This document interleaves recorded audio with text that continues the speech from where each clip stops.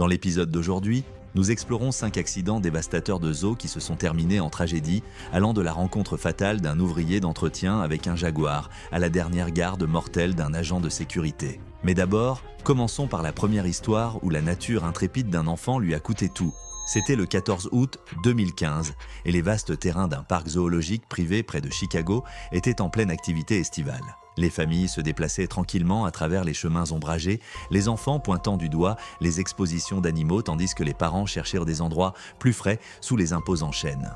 L'habitat de l'ours polaire, l'une des attractions les plus fréquentées du parc, a attiré un flux constant de visiteurs impatients de voir les énormes prédateurs de l'Arctique plonger dans leurs bassins refroidis ou arpenter les bords rocheux de leur enclos. Tommy Chen, âgé de 11 ans, s'est précipité devant sa famille, énergisé par la vue de l'exposition d'ours à une courte distance. Un élève de 5e année d'Oak Park, Tommy était connu pour son audace et son amour de l'escalade, des traits qui laissaient souvent les adultes responsables inquiets.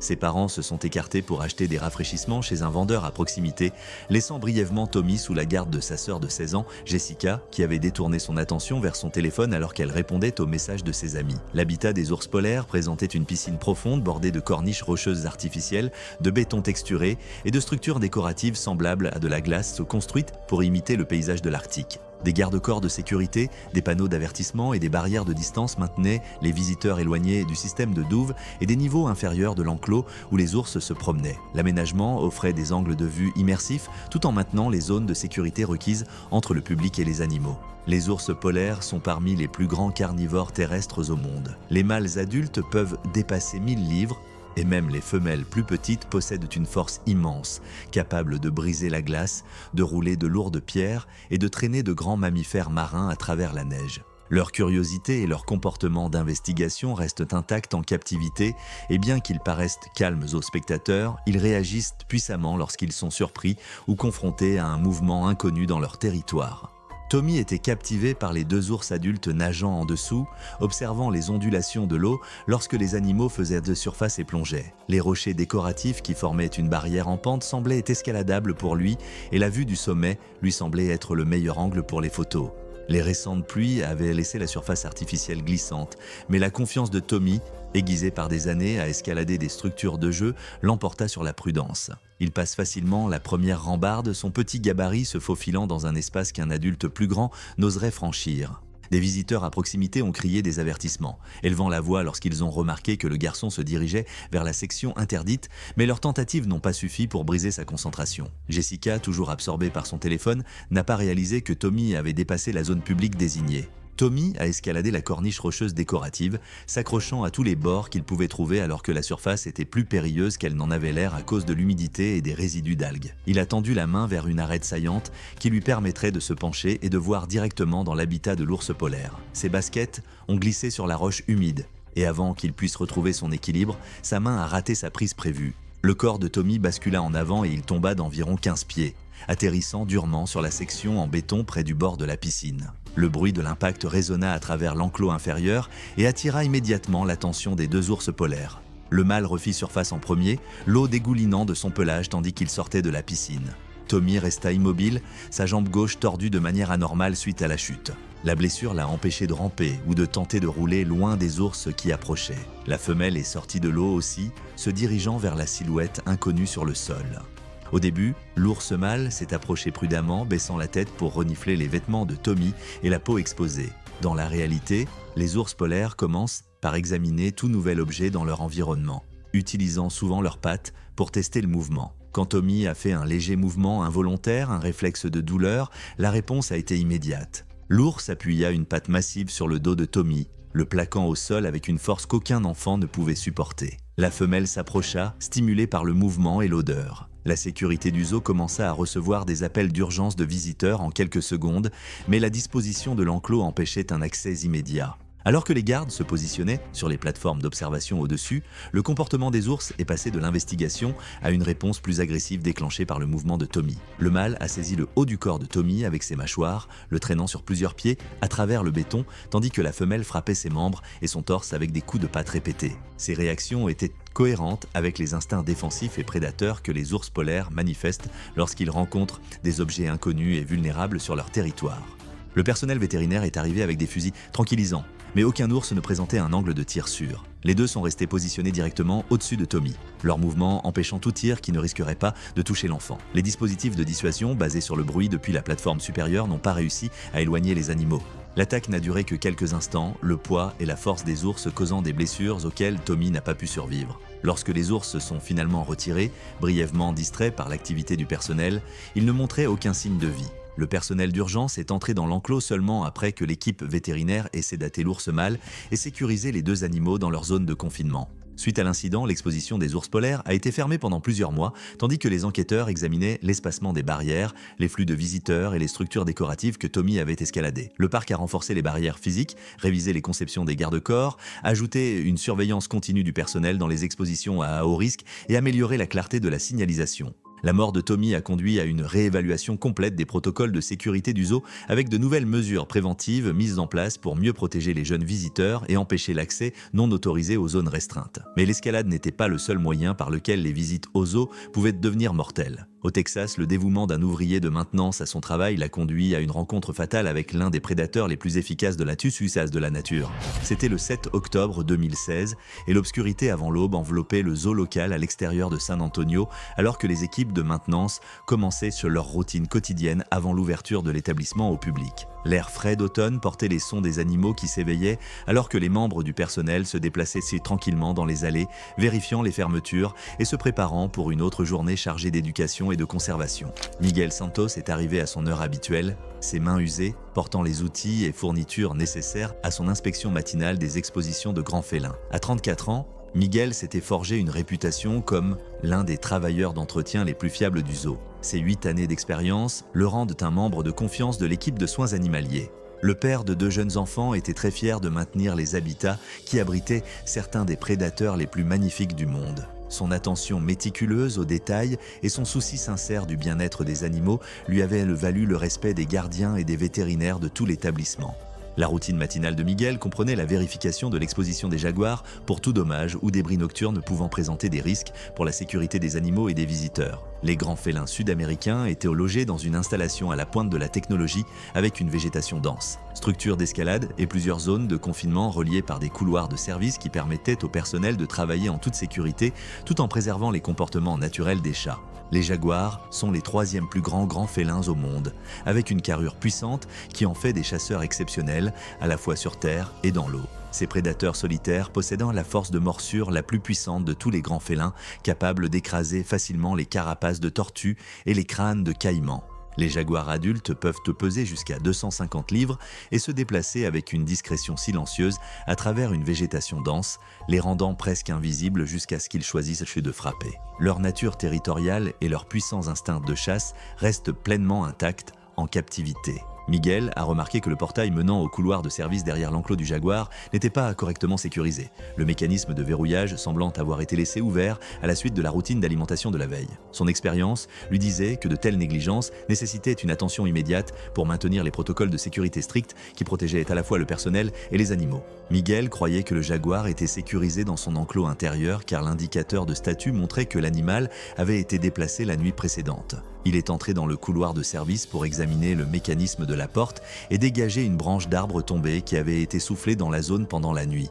Le chemin étroit donnait accès à plusieurs points de vue et zones de maintenance tout en gardant le personnel en sécurité, séparé des grands félins par des barrières renforcées et des systèmes de surveillance électronique. La radio de Miguel restait attachée à sa ceinture alors qu'il se concentrait sur le problème mécanique nécessitant son attention. Le jaguar adulte mâle se reposait en réalité dans les hautes herbes près de la zone de service, son pelage tacheté offrant un camouflage parfait parmi les ombres et la végétation. Le grand félin restait immobile tandis que Miguel entrait dans le couloir, ses instincts de prédateur évaluant cette intrusion inattendue sur son territoire. Les jaguars sont des prédateurs d'embuscade qui comptent sur la furtivité et la puissance explosive pour submerger leur proie, attaquant souvent par derrière avec une efficacité dévastatrice. Miguel s'est penché pour récupérer la branche tombée, son dos tourné vers l'endroit où le jaguar était caché. Le gros chat se déplaça avec une précision silencieuse, couvrant la distance entre eux d'un seul bond puissant qui ne laissa à Miguel aucune chance de réagir ou d'appeler à l'aide. Les 200 livres du jaguar frappèrent Miguel avec une force écrasante, le jetant au sol tandis que ses mâchoires puissantes se refermaient sur son cou et ses épaules. L'attaque était rapide et méthodique, guidée par des instincts territoriaux et les comportements de chasse naturelle du jaguar. Miguel n'a jamais eu l'occasion d'atteindre sa radio, l'embuscade se produisant trop rapidement pour qu'il puisse appeler à l'aide. La puissance de morsure du jaguar et ses griffes acérées ont infligé des blessures mortelles en quelques minutes après l'attaque initiale. Le superviseur de Miguel a découvert son corps 20 minutes plus tard lors d'une vérification de routine du planning de maintenance, trouvant la porte de service toujours ouverte et des signes de la confrontation violente éparpillés dans le couloir. Le jaguar était retourné à son aire de repos habituel, ne montrant aucun signe d'agression continue envers le personnel du zoo arrivé pour sécuriser les lieux. Les protocoles d'urgence ont été immédiatement mis en œuvre pour assurer la sécurité des autres travailleurs pendant que les enquêteurs documentaient l'accident tragique. L'incident a incité une révision complète des procédures de sécurité et des mécanismes de porte dans toute l'installation, avec de nouveaux systèmes redondants installés pour prévenir des erreurs similaires. La mort de Miguel a souligné l'importance cruciale des protocoles de communication et des mesures de sécurité de secours lors du travail autour de prédateurs dangereux, ce qui a conduit à des programmes de formation améliorés pour tout le personnel d'entretien du zoo. Mais les pannes mécaniques n'étaient pas le seul facteur pouvant conduire à des rencontres mortelles. À Washington, la compassion d'un bénévole l'a emporté sur sa formation à la sécurité lorsqu'elle a tenté d'aider un ours blessé.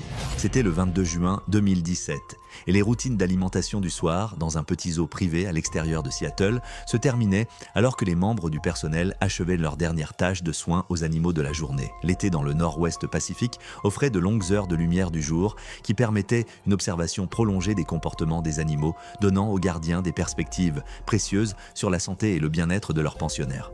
Sarah Mitchell se déplaçait silencieusement dans la zone de l'exposition des ours, sa formation vétérinaire l'aidant à évaluer l'état des animaux pendant les heures tranquilles du soir. À 28 ans, Sarah était bénévole au zoo depuis 6 mois, tout en terminant ses études vétérinaires à l'Université de Washington. Son approche douce avec les animaux et sa véritable passion pour la conservation de la faune sauvage avaient fait d'elle un membre apprécié de l'équipe de bénévoles, bien que ses superviseurs aient parfois noté sa tendance à contourner les protocoles établis lorsqu'elle pensait que cela bénéficierait aux animaux dont elle s'occupait. Le parcours académique de Sarah lui a donné confiance dans la compréhension des comportements animaux et l'identification des problèmes de santé potentiels. L'exposition d'ours grizzly comportait plusieurs zones d'observation et couloirs de service permettant au personnel d'observer et de s'occuper des énormes prédateurs tout en maintenant une distance de sécurité. Sarah a été chargée d'aider à la documentation de l'alimentation du soir, en enregistrant les observations comportementales et en notant tout changement dans l'appétit ou le niveau d'activité des ours. Le travail de routine a fourni une expérience précieuse avec les grands carnivores, tout en contribuant aux efforts de recherche et de conservation du zoo. Les grizzlies font partie des prédateurs les plus puissants d'Amérique du Nord, avec des femelles adultes pesant entre 400 et 600 livres et possédant une force et une vitesse incroyables. Ces omnivores sont naturellement méfiants envers les humains, mais peuvent devenir extrêmement agressifs lorsqu'ils se sentent menacés ou acculés. Les grizzlies en captivité conservent tous leurs instincts sauvages et peuvent infliger des blessures dévastatrices avec leurs énormes griffes et puissantes mâchoires, rendant des protocoles de sécurité stricts essentiels pour quiconque travaille à proximité de leurs enclos. Pendant ses observations du soir, Sarah a remarqué qu'une des femelles grizzly semblait préférer sa patte avant droite, la levant occasionnellement du sol et l'examinant avec un inconfort évident. Sa formation vétérinaire s'est immédiatement concentrée sur la blessure potentielle et Sarah s'est rapprochée de la zone d'observation publique pour mieux évaluer l'état de l'ours. La détresse de l'animal était clairement visible et Sarah s'est sentie obligée de recueillir plus d'informations détaillées avant de contacter le personnel vétérinaire. Contre les protocoles de sécurité établis, Sarah a utilisé un panneau d'accès du personnel qu'elle avait précédemment observé les gardiens utiliser, lui permettant de se faufiler dans le couloir de service sans autorisation appropriée. Le passage étroit était conçu pour l'accès à la maintenance et les situations d'urgence, pas pour l'observation rapprochée d'animaux potentiellement blessés. Sarah croyait que son expérience en tant que vétérinaire la qualifiait pour faire une évaluation préliminaire qui pourrait aider l'équipe médicale du zoo à réagir plus efficacement. L'ours grizzly blessé a remarqué la présence de Sarah dans la zone restreinte et s'est approché de la clôture avec une agitation évidente. Le stress de l'ours dû à sa patte blessée, combiné à la présence humaine inattendue dans une zone normalement sécurisée, a déclenché des comportements défensifs que Sarah n'a pas reconnus à temps. La femelle de 500 livres a commencé à tester la barrière de clôture, ses griffes puissantes et sa force massive, trouvant une section du treillis secondaire qui avait été signalée pour réparation plus tôt dans la semaine après que des débris entraînés par la tempête aient plié l'un des supports. Le panneau grillagé endommagé s'est partiellement effondré, créant une étroite ouverture le long de la cloison de maintenance qui a permis à l'ours grizzly blessé de se faufiler dans le couloir de service adjacent. L'espace étroit ne permettait aucune échappatoire alors que l'ours blessé chargeait avec une vitesse explosive, son instinct défensif surpassant toute méfiance naturelle envers les humains. La formation vétérinaire de Sarah ne l'avait pas préparée à affronter la réalité d'un grizzly agressif dans un espace clos. Les pattes massives de l'ours frappèrent Sarah avec une force écrasante, la projetant contre le mur en béton, tandis que les griffes lacéraient son torse et ses membres. Une fois au sol, les mâchoires puissantes du grizzly se sont refermées sur sa tête et son cou, son poids la clouant au sol du couloir. L'attaque était motivée par des instincts défensifs plutôt que par un comportement prédateur, mais le résultat était tout aussi dévastateur. La sécurité du zoo est arrivée quelques minutes après la première alerte d'urgence, mais l'espace confiné et l'agressivité continue de l'ours ont rendu toute intervention immédiate impossible. L'équipe vétérinaire a déployé du matériel de tranquillisation tandis que d'autres membres du personnel ont créé des distractions pour éloigner le grizzly de Sarah, qui était immobile. L'ours blessé s'est finalement retiré dans un coin de l'enclos, permettant au personnel de sauvetage d'atteindre Sarah, mais ses blessures étaient déjà mortelles. L'incident a entraîné une fermeture immédiate de l'exposition des ours, tandis que des ingénieurs en structure et le personnel de soins aux animaux ont procédé à un examen complet de la sécurité. Le zoo a mis en place des restrictions plus strictes pour les bénévoles, de nouveaux contrôles d'accès en plusieurs étapes et a renforcé les protocoles d'entretien autour des enclos des grands carnivores. La mort de Sarah a souligné l'importance de respecter les procédures de sécurité établies, ce qui a conduit à des mises à jour à long terme des politiques dans les programmes de formation du personnel. Mais les bénévoles n'étaient pas les seuls professionnels à risque dans les environnements zoologiques.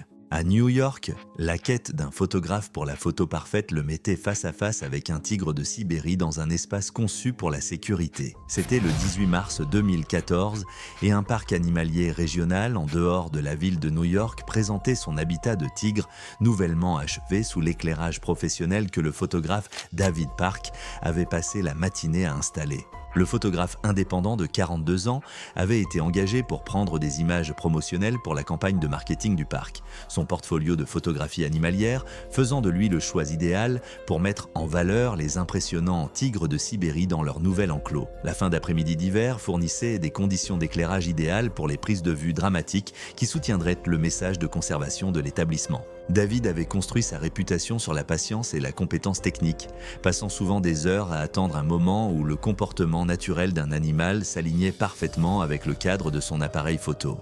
Son expérience de travail dans des parcs animaliers à travers le pays lui a appris à suivre des consignes de sécurité strictes tout en capturant la force et la présence des prédateurs les plus dangereux du monde. Le nouvel habitat pour tigres du parc présente plusieurs zones d'observation et des systèmes de sécurité mis à jour conçus pour offrir aux visiteurs une vue immersive tout en maintenant une séparation sécurisée des animaux. L'habitat du tigre de Sibérie disposait de vastes espaces extérieurs reliés à des installations intérieures par un réseau de tunnels et de corridors permettant aux énormes félins de se déplacer librement tout en offrant au personnel un accès sécurisé pour l'alimentation et les soins médicaux.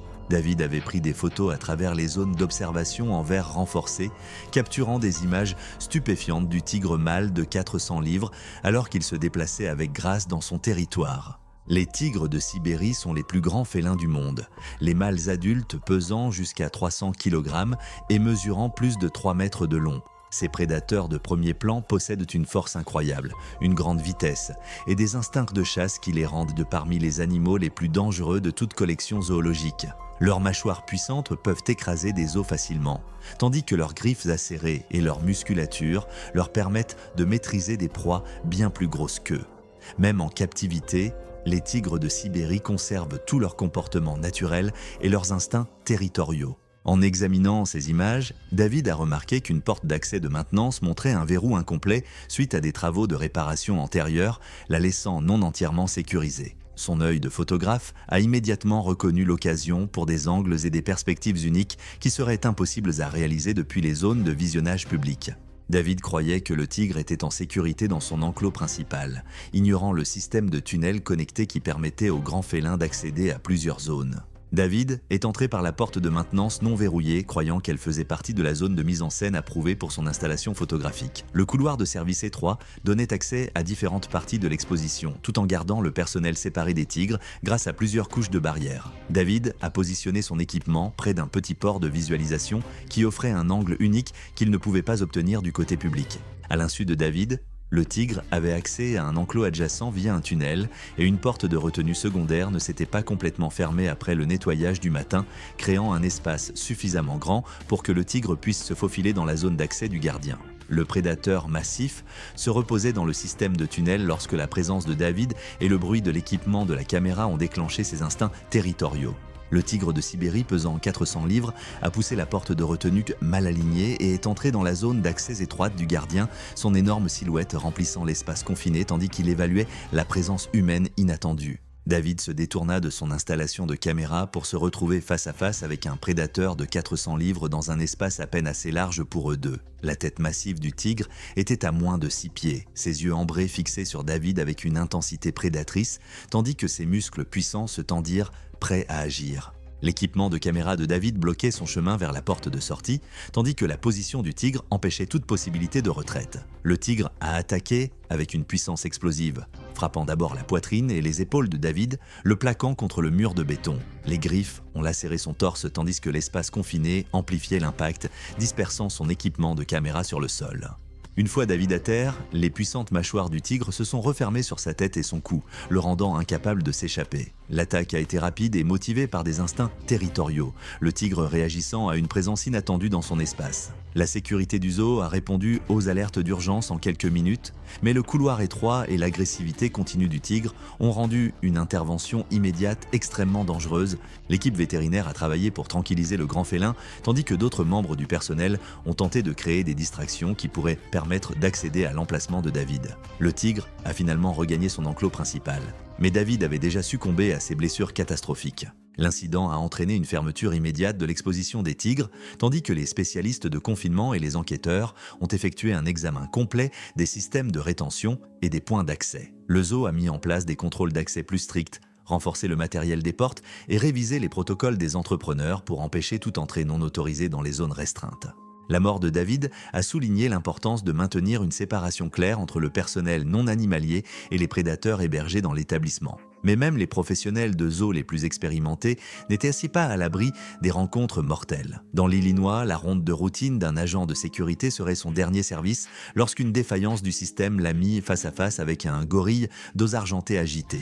C'était le 11 septembre 2013 et les chemins assombris d'un parc animalier de taille moyenne en dehors de Chicago restaient silencieux sous la douce lueur des lumières de sécurité dispersées. L'air frais de l'automne portait de faibles bruissements d'animaux endormis, tandis que Robert Hayes, le garde de sécurité de nuit, commençait sa ronde de 2 heures du matin. À 51 ans, Robert avait passé 12 ans à protéger la collection d'espèces rares du parc, prenant soin de s'assurer que le site restait sûr pendant les heures tranquilles lorsque seul un petit nombre de membres du personnel restaient sur place. Son tempérament calme et son approche minutieuse faisaient de lui l'un des membres les plus fiables de l'équipe de nuit. Les responsabilités de Robert incluaient la vérification des clôtures extérieures, s'assurer que les portes de service étaient correctement verrouillées et vérifier qu'il n'y avait pas de dégâts causés par les tempêtes ou de tentatives d'effraction.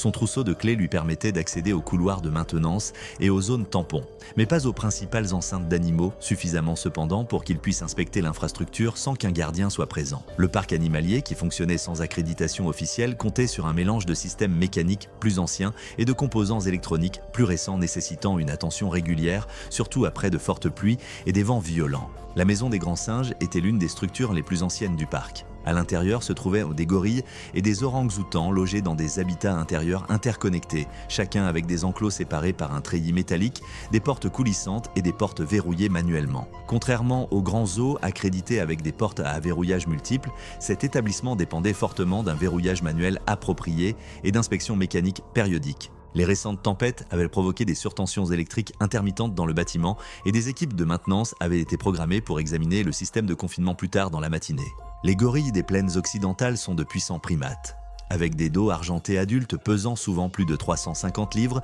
et capables de délivrer une force énorme à travers leurs bras et leur haut du corps. Ce sont généralement des animaux calmes, mais des mouvements soudains, des lumières vives ou des intrusions inattendues dans leur espace peuvent provoquer des réactions défensives intenses. En captivité, ces instincts naturels restent inchangés, rendant les barrières sécurisées et les routines prévisibles essentielles pour la sécurité du personnel. Quand Robert s'est approché de l'extérieur de la maison des grands singes, le faisceau de sa lampe de poche a capté ce qui semblait être des dommages causés par la tempête sur une section de la clôture de protection qui bordait l'extérieur du bâtiment. Plusieurs barres métalliques montrèrent des plis récents, probablement causés par des branches de tombantes. Voulant évaluer si les réparations étaient urgentes, Robert a déverrouillé la porte de maintenance menant au couloir de service étroit qui séparait la zone d'observation publique des barrières de principale.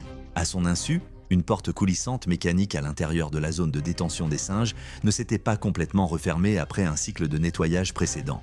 Un morceau de débris coincé dans la piste a empêché le portail de se verrouiller en place, bien qu'un capteur défectueux l'affichait toujours comme sécurisé. Avec le portail légèrement mal aligné, un gorille mâle de 350 livres avait lentement réussi à l'ouvrir pendant la soirée, entrant dans la zone d'accès du gardien, un espace qui aurait dû rester vide pendant la nuit. Robert est entré dans le couloir de service faiblement éclairé, dirigeant sa lampe de poche vers la clôture extérieure endommagée. Son attention était tournée vers le haut alors qu'il suivait le métal plié, inconscient que les bruits de pas doux derrière lui ne faisaient pas partie du bâtiment en train de s'installer. Le dos argenté, déjà agité par la tempête, par des odeurs inhabituelles, et maintenant par l'intrusion soudaine de lumière dans un endroit normalement calme, s'est dirigé vers la lueur. Quand Robert se tourna au léger bruit derrière lui, le gorillais était déjà en train de réduire la distance. L'animal, de 350 livres, a chargé avec une force explosive, franchissant la courte étendue de béton avant que Robert n'ait le temps de lever sa radio. D'énormes poings ont frappé son haut du corps avec une force dévastatrice,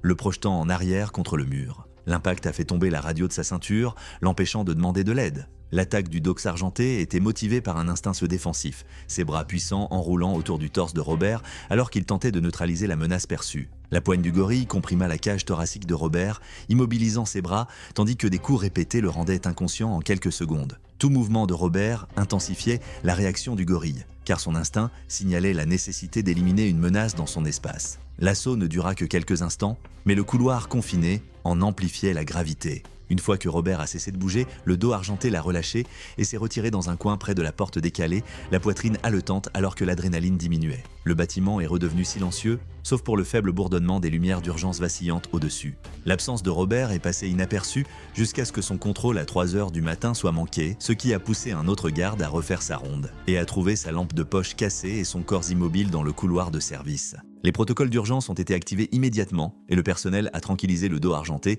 avant de sécuriser la zone. Les enquêteurs ont ensuite confirmé la présence de débris sur la piste de la porte et un capteur de verrouillage défectueux qui avait signalé à tort que la barrière était verrouillée. La maison des grands singes a été fermée pour réparation, avec de nouvelles serrures redondantes et des règles d'accès nocturne révisées mises en place. La mort de Robert a mis en évidence les risques posés par les systèmes vieillissants et a renforcé la nécessité de mesures de sécurité plus strictes. Merci d'avoir regardé. Cliquez sur la vidéo suivante pour découvrir d'autres histoires comme celle-ci.